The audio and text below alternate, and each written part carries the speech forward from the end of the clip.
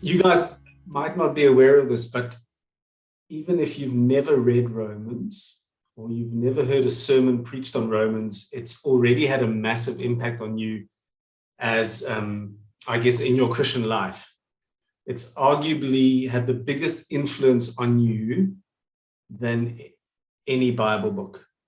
Arguably, but I reckon it probably has. It's a big claim. Let me explain why I say that. So Christchurch Cascades is part of a denomination called the Reformed Evangelical Anglican Church. In there, just to focus on two words, Reformed and Anglican.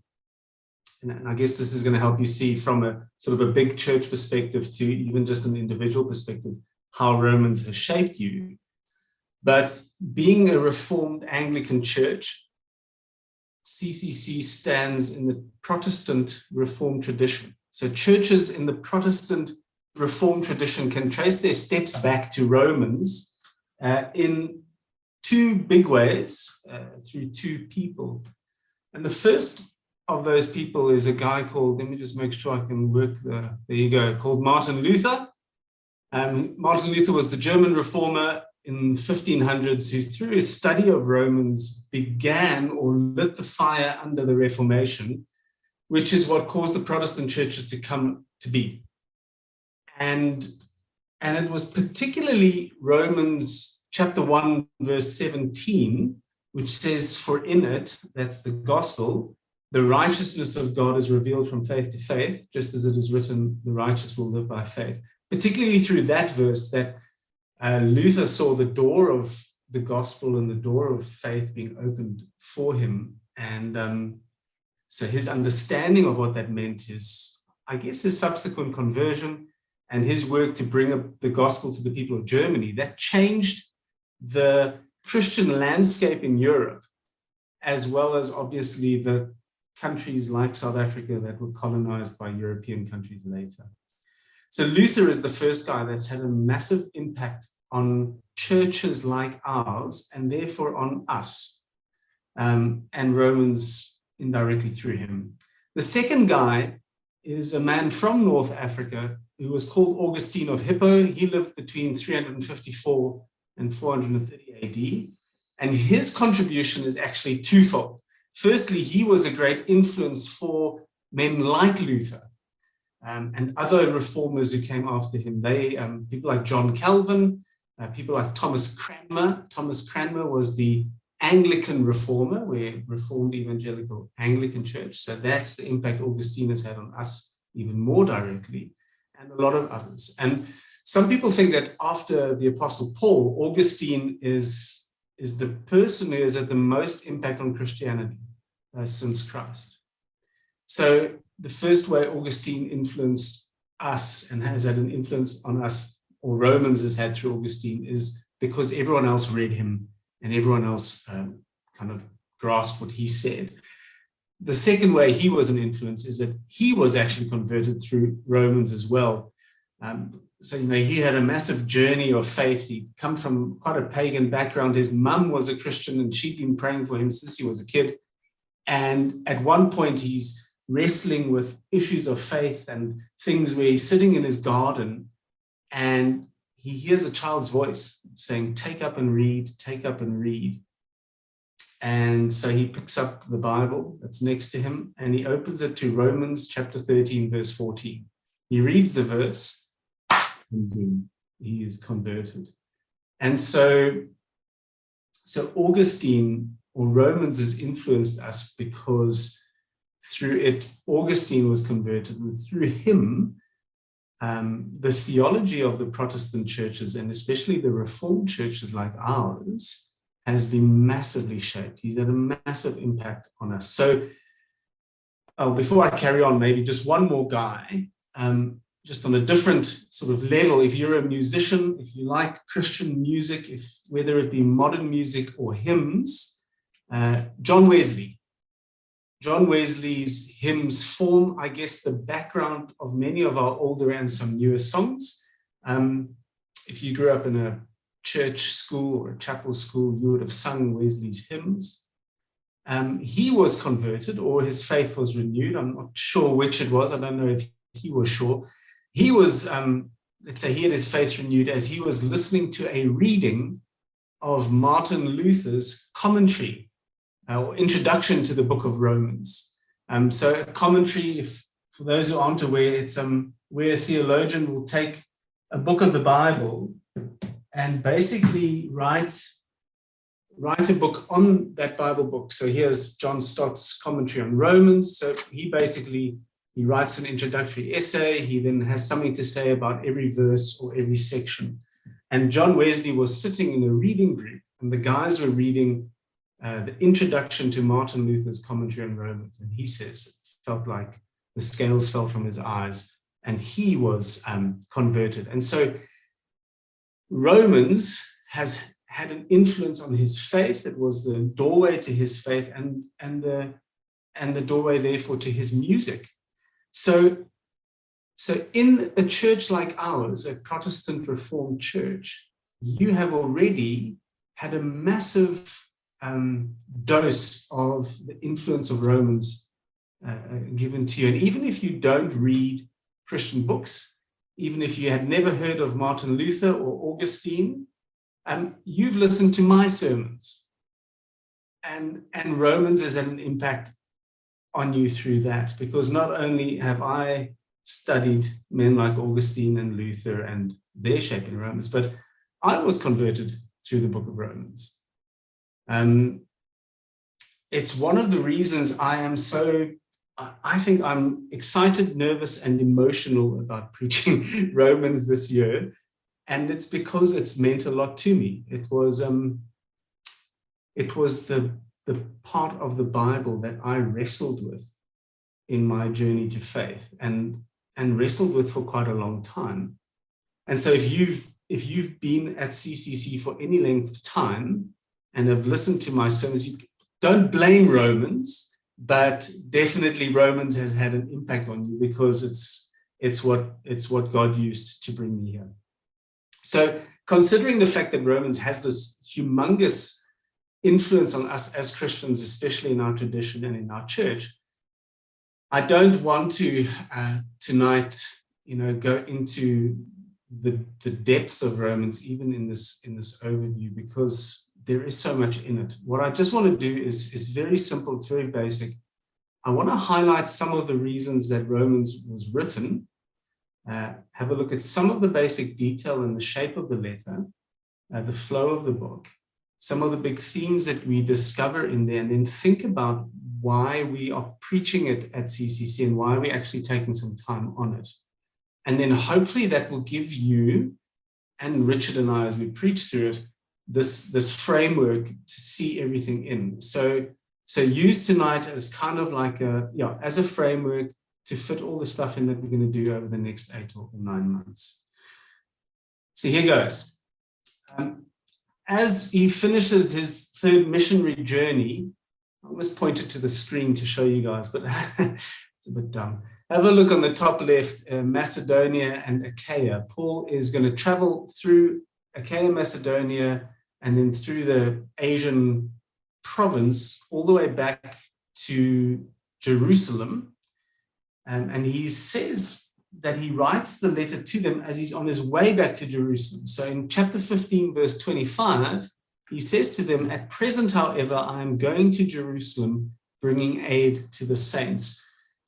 I think we'll have spoken about this before, about Paul's kind of desire to raise money in the Macedonian and Achaean churches amidst the Greeks, to send money to the Jewish or the Judean churches in Jerusalem, because there was a famine there. So he writes the letter to the Romans somewhere on his journey back, which is that dotted line. And most scholars think he's writing it from Corinth, which is there on the left-hand side, just above the big Achaia. He spends about 3 months there, and they think he's writing the letter from there. So it's the late 50s, the late 50 ADs. It's about 25 odd years after the crucifixion. Now, just to the left of our map is Italy and Rome. And the city of Rome in the late 50s is still, it's the center of the Roman Empire. The empire itself is on a bit of a high. And Rome is an exceptionally important city It's the place to be. It's the glory of the empire. It's the center of the world, and you can go anywhere from Rome. You can head into Africa, and you can head into Europe, and all the Gothic nations, etc.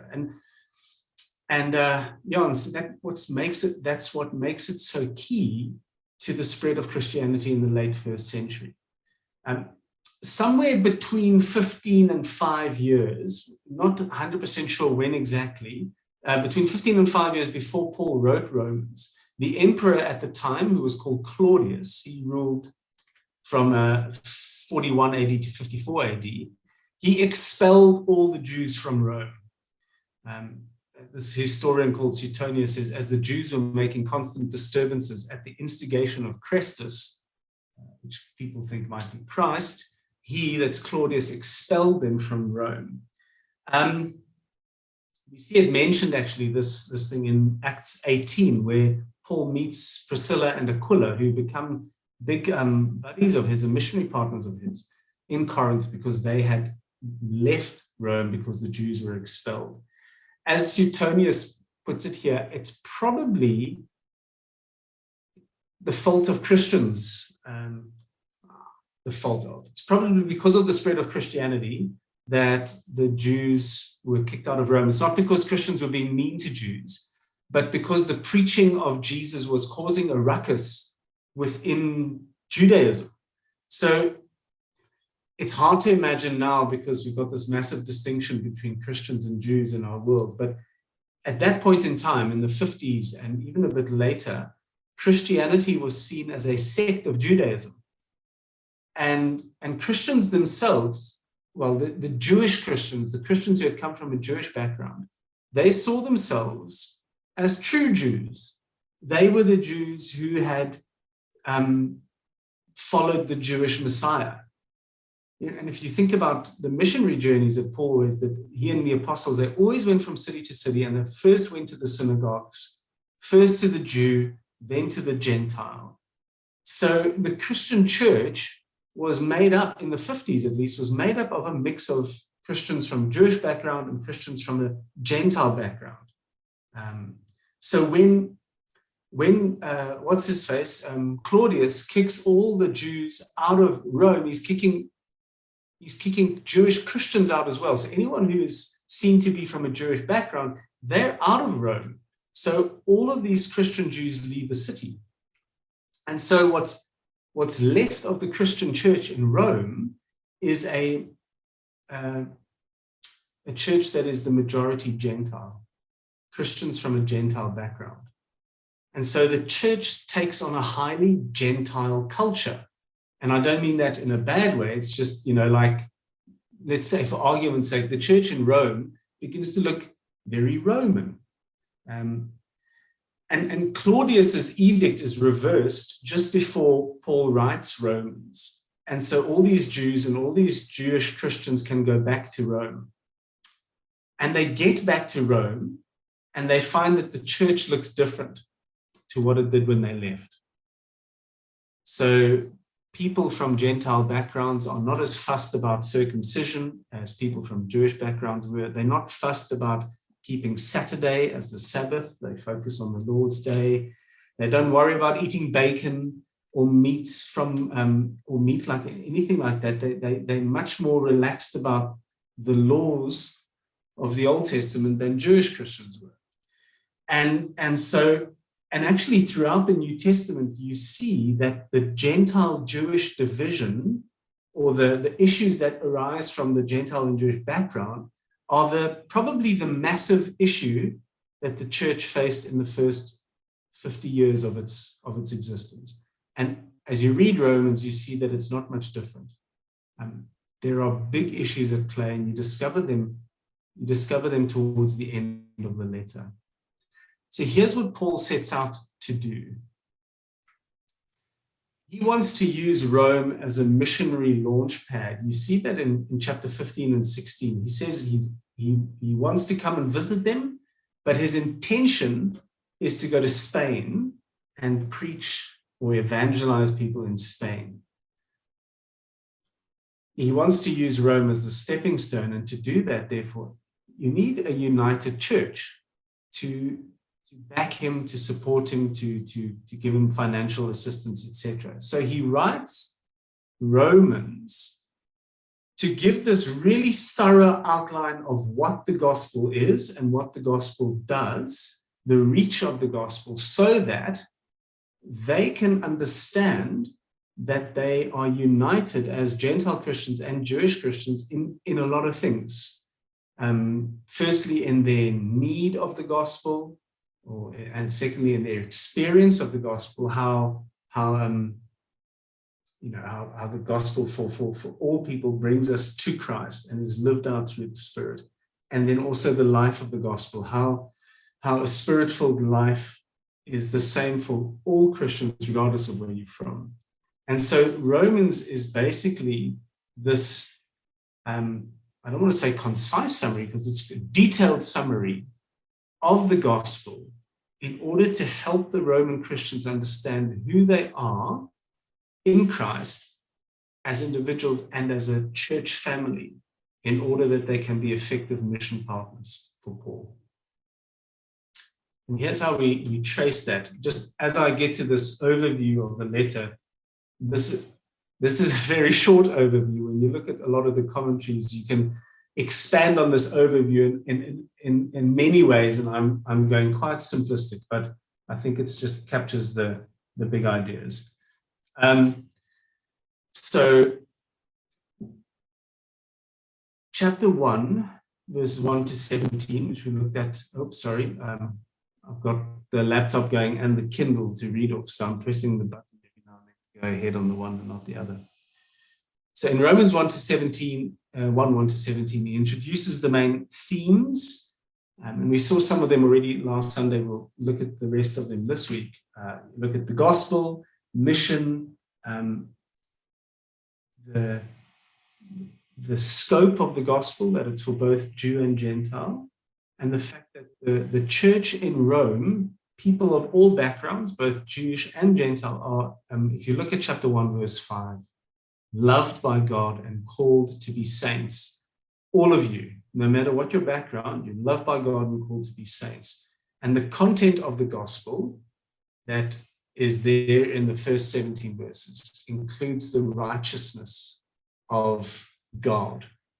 The righteousness of God is the theme that Luther struggled with so much, and we'll chat about that this coming Sunday.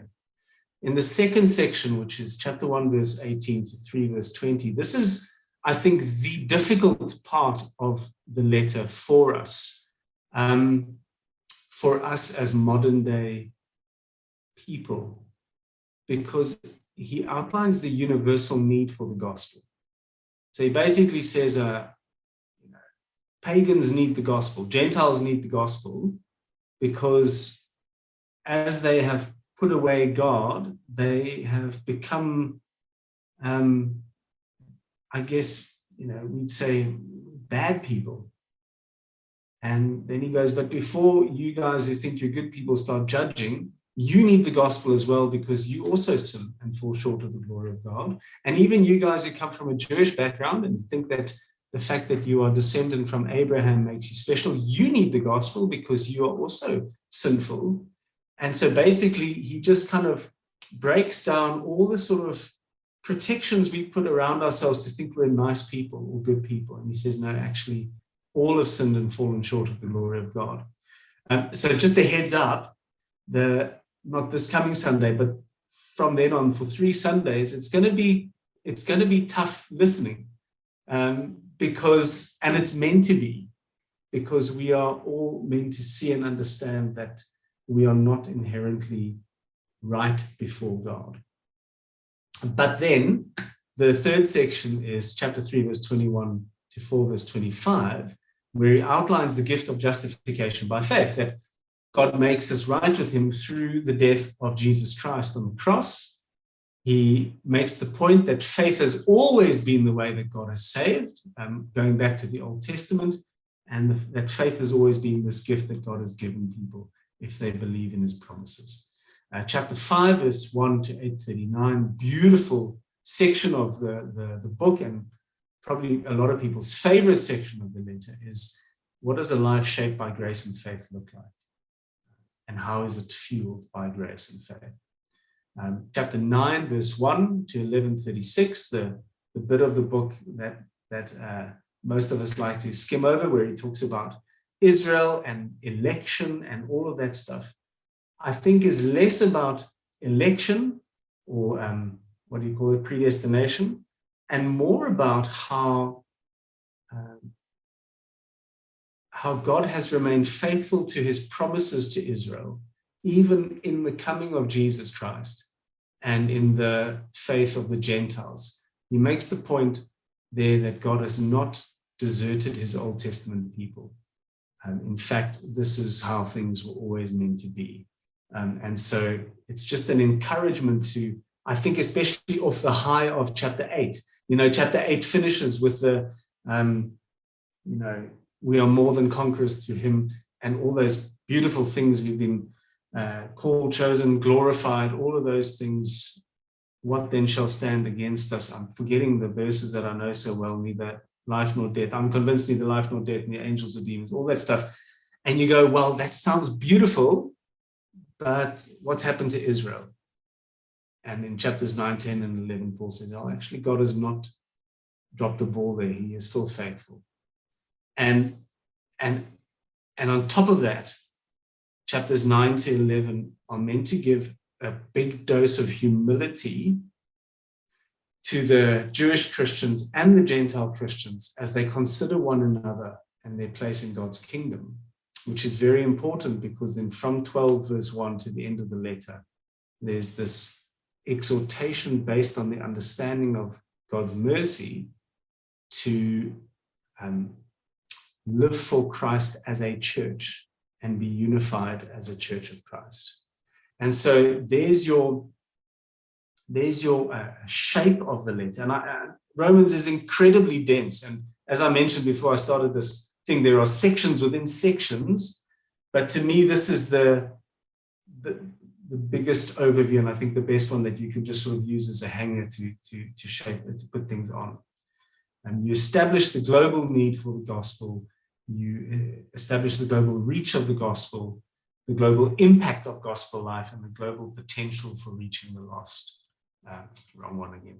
That's what Paul is doing. And when you're all in it together, he says this all becomes easier.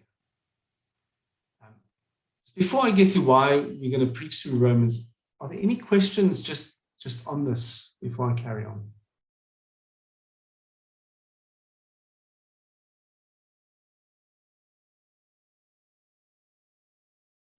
Feel free to put it in the chat as well if you want to.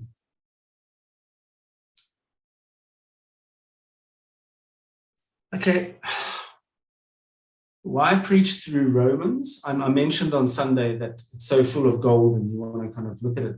What is that? I think in Romans, we are taught some massive doctrines, which all of us need to understand and to know. We will, and we'll talk about all of these as we go through the letter. We're going to talk about sin and how pervasive it is, how impacted by it we all are. And as I mentioned, it's going to be the most uncomfortable 3 or 4 weeks that we're going to have in the letter. We're going to talk about justification, which was this massive discovery or rediscovery that the reformers had in the 1500s, and how God deals with our sin, how the cross is effective in making us right, and just the scope of that, how far-reaching that is. We're going to talk about election, the topic most people love to hate. We're going to talk about this Holy Spirit. We're going to talk about suffering. We're going to talk about the church, the mission of the church. We're going to talk about hope. We're going to talk about all of these because Romans has it all, and it will shape your discipleship through that as you get a better understanding of what the Bible says about these things. But overall, we are going to see how these things are presented to us in the context of the love and the grace and the wisdom and the power and the goodness of God, as that kind of weaves its way through the whole letter. And just the way that Romans is put together, I think, is extremely helpful. We're not one day going to go, right, today we're going to talk about sin. or the next day, today we're going to talk about the Holy Spirit. The way that the letter is shaped and put together means that all these things will just come out of the text and be much more in context and easier for us to think about. And I believe that all of us will grow, that these things will help all of us grow in our understanding of how high and wide and deep and long is the love of God that, for us in Christ. You know, Christ, as I mentioned on Sunday, he's the thread through the Bible, he's the thread through all of these doctrines, and he will be, I guess, anchoring all of them for us as we look at them.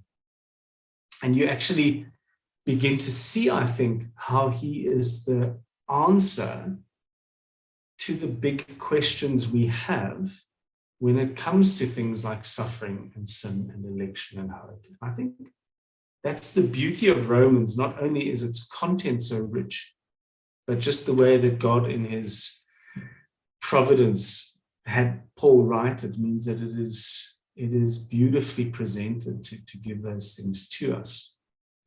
So we preach through Romans because we're going to learn a lot about these things through it. But why else preach Romans? Just before I carry on, just to let you know that for your own edification, and I think we wanted to give you guys the option of digging deeper into some of the things raised by Romans. We're going to have these books. We've ordered them from Christian book distributors, discounters. And these are books that touch on a lot of these things. So there's the introduction to Romans, if you want to read a little bit more on the stuff that we're talking about tonight. There's things on sexuality. Is God anti-gay? Or why does God care who I sleep with? Or transgender, which are things I think come out of Romans 1 to 3 especially. There's a book, What Makes Us Human, which talks about, the things, I guess, that we spoke about in Genesis a lot last year, but also, tries to unpack for us what is it that makes, how did God create me? What's the impact of the fall? But what does belief in Jesus do to me as a person? Assurance, how can I be sure? Talking about forgiveness and justification. Why did Jesus have to die? All of these things. These are going to be for sale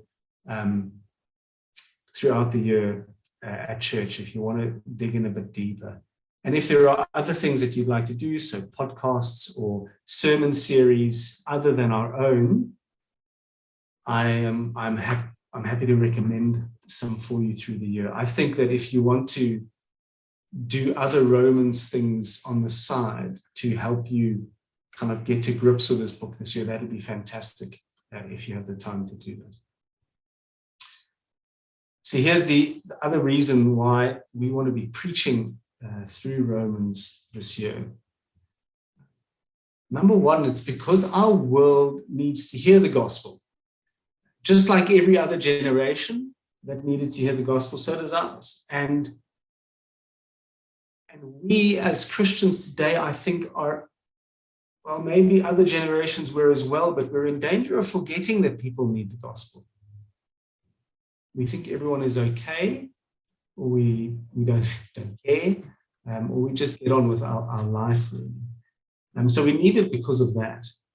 Second is because we become, and again, it's not just us in particular, it's every generation of Christians, we become too much like the world and we lose our distinctiveness as Christians.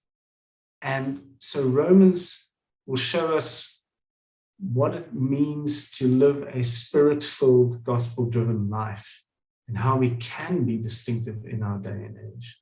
We need to preach to Romans because we buy into the idea that all people are good enough for God. And so we need to face the uncomfortable truth that there are none righteous and all need Christ. In fact, this was my starting position before I went to church. I can remember, and some of you have told this to before, but I was what people call a pluralist. I thought that anyone could get to God because we're all inherently good enough for him. And I can actually remember a day I was sitting at a friend's house in London. It was summer in London, about June, July, and we were having a braai. And he had his guitar out, we were singing songs, we were blah, blah, blah. And we were having a religious discussion, as we often had. And I can remember saying at that braai that I do not believe that Jesus is the Son of God. And what I meant by that was, I do not believe he's the only way that what I meant by that at the time, that I don't think he's the only way that we can get to God. Compare that with what I said to you on Sunday, where, and how God has changed me. But that is where I was, and that is where a lot of people are, and why when we look at Romans, we actually discover, I guess what I discovered over the course of the next 5 months or so after that, which was that I wasn't good enough for God, that God had offered us a chance at righteousness, and that chance is Jesus. And if you don't take his offer, you can't pretend that you can be okay otherwise. And that was the big wrestle that I had for a long time after that braai. But that's why we need to preach Romans. The other reason we need to preach Romans is we are coming out of 2 years that in many places has left the church in tatters. I am constantly telling myself that I need to quit social media, because I follow on Twitter and other places all these theologians and church people from America. And it's actually horrible at the moment. They are divided over Corona. They're divided over everything and anything. You can't say anything on social media without other Christians bashing you for it. And I think that kind of thing is here in South Africa, not necessarily CCC, but it's here in South Africa. And it's this horrendous thing that the church is dividing over so many things that are unnecessary to divide over. And we need to understand what Paul wanted the church in Rome to understand. That regardless of our background, we are all in equal need of the gospel. Christ saves us all equally. And the Christian life is meant to be one where we strive for unity. And so we need to preach Romans to ourselves so that we can understand these things and understand how better to live with and love people who disagree on things that are not of primary importance without canceling them. We need to grow in unity, and that's why we need to preach Romans. And we need to preach Romans, and this is the last reason, because we are on mission. Remember CCC, we're a redeemed family of servants on mission. There are still thousands of people in our neighborhoods who don't know Christ. And I think as a church, we probably have withdrawn over the course of the last couple of years, because we've just kind of wanted to keep our heads above water, and that's fine. It's a season that we've gone through, but it's not how we want to stay.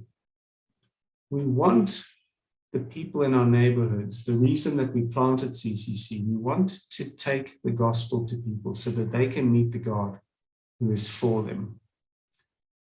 So we are doing Romans in order to understand the gospel better for ourselves, the news that Jesus is God's King for the world, including you and I. But we're also doing Romans because we want to experience the gospel. We want to know Jesus better. We want to love him more. We want to rest in him throughout all the situations we're finding ourselves in him. And then thirdly, once we understand and experience, or as we understand and experience the gospel, we want to send it out. We want to go and see lives transformed by Jesus in the context of Christian community to the glory of God. We want to understand, we want to experience, and we want to send. That is why we are working through Romans. And that, friends, is the space for you guys to ask any questions if you want to.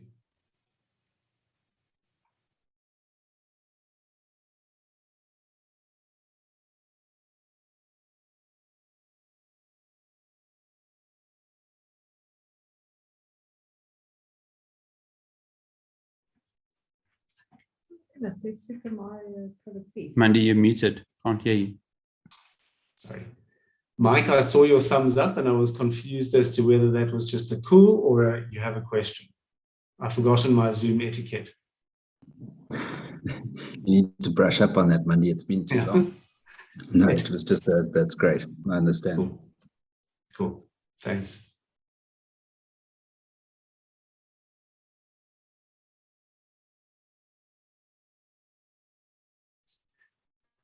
All right.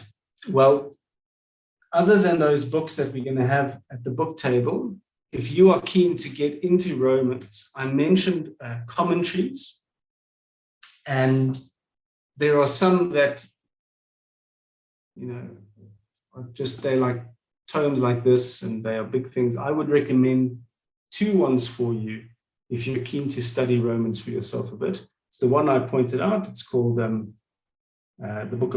Message of Romans by John Stott, S-T-O-T-T. This was actually one of the first books I ever bought as a Christian. I became a Christian. I had an Amazon credit. I went and bought 3 books. One of them was these ones. The reason I explained to you guys what a commentary was when this arrived, I'd never heard of a commentary before. And when I saw this guy was writing something on every single verse in the book of Romans, I thought, okay, this is above my pay grade. And I put it away for about 4 or 5 years until I went to Bible college. And then the second one is this. You'll have seen me recommend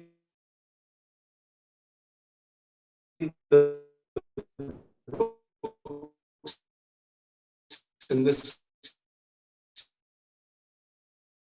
series before, Keller writes 8 to 16. What is wonderful about these, and why I think I would strongly recommend this one, is that you have a chapter on a section. So chapter 1 is on Romans chapter 1, verse 17, 1 to 17, and each chapter is divided into 2. They're not too technical, and you can actually, what I do generally with these is I read a half a chapter in the morning with the text as a devotional. And in that way, you can work through the Bible book and through this actual book in however many chapters it has. And it's got questions at the end of each half a chapter, and they're very, very helpful to help you in your daily devotions. So when you're not reading the Bible reading plan that we have, and if you want to dig in deeper into Romans, I'd recommend that one.